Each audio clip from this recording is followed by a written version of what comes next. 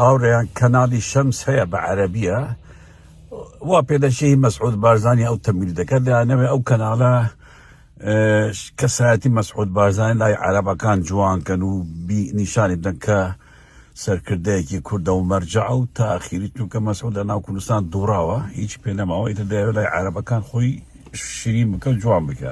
ئەو کەناڵە چاوپێکەوتنێکی لەگەڵ ئەحمەد شەرع جوولانی تیرۆریستی کردووە بەڵام بڵاویان نەکردووە. بۆ بڵاویان نەکردوتەوە گوایە ئەحمەد شەرع زۆر تند و تیژ بووە لەسەر کورد و ئەوان نانویست و ئەم مقابلەیە بڵاوکەرەوە. زانیارەکانی دەسم کەوتووە وانە چونکە ئەبێ هەموو جارێک پێچەوانەی پارتی ڕاست بێ.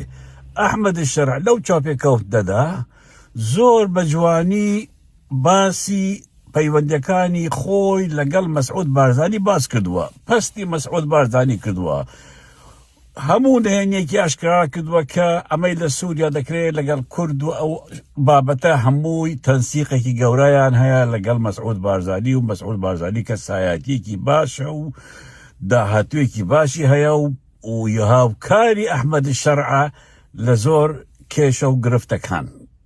بۆیە پارتی نەیویست ئەم مقابلەیە بڵاوکەتەوە چونکە دەزانێ ئەگەر حەیایان هەبێ ئەو حەیاش نامێنێ، ئەگەر شەرەفێکیان هەبێ ئەو شەرەفەش نامێنێ.